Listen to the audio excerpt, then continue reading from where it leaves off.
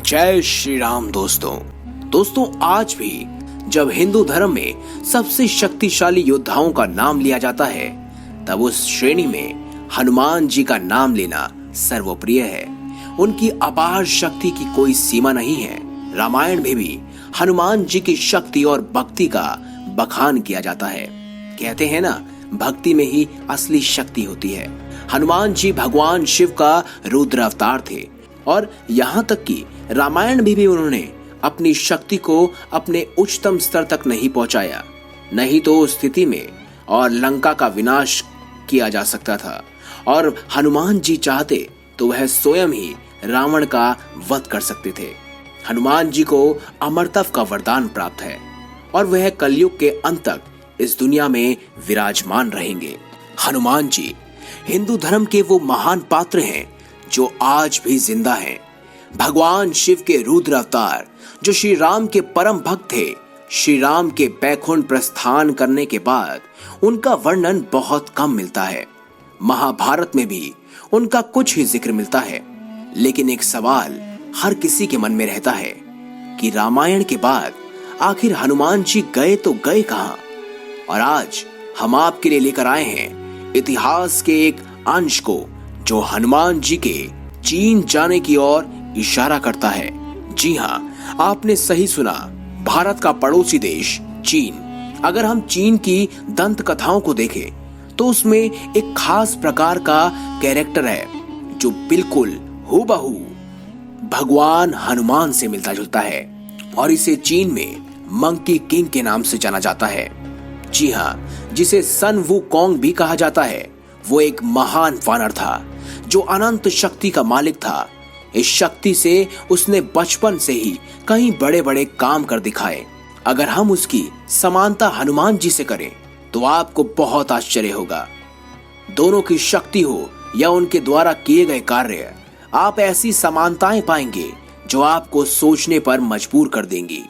Monkey king अपने आकार को कभी भी छोटा या बड़ा कर सकता था जिस तरह हनुमान जी कर सकते थे।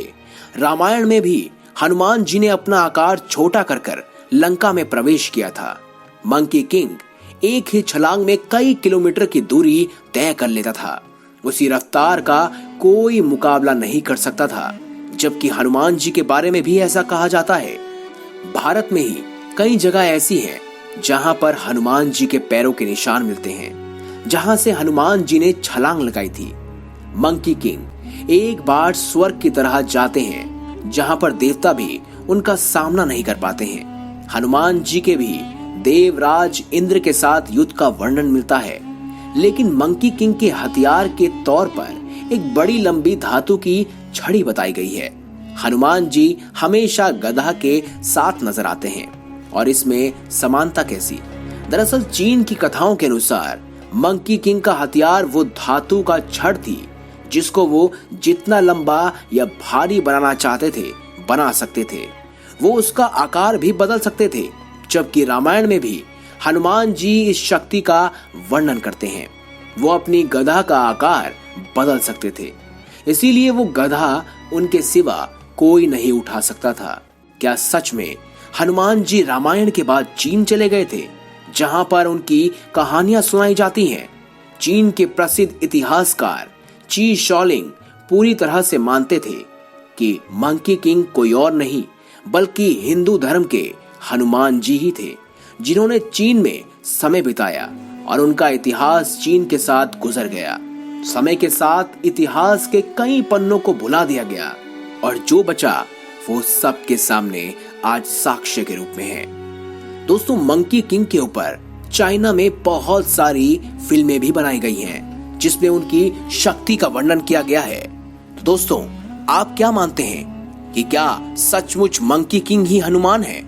कमेंट बॉक्स में अवश्य हमें लिखकर बताएं। और अगर आपको हमारी ये खास वीडियो या जानकारी अच्छी लगी हो तो इस वीडियो को लाइक करें, हमारे चैनल को सब्सक्राइब करें और इस चैनल का बेल आइकन अवश्य दबाएं ताकि आपको हनुमान जी से जुड़ी तमाम जानकारियां प्राप्त हो सके।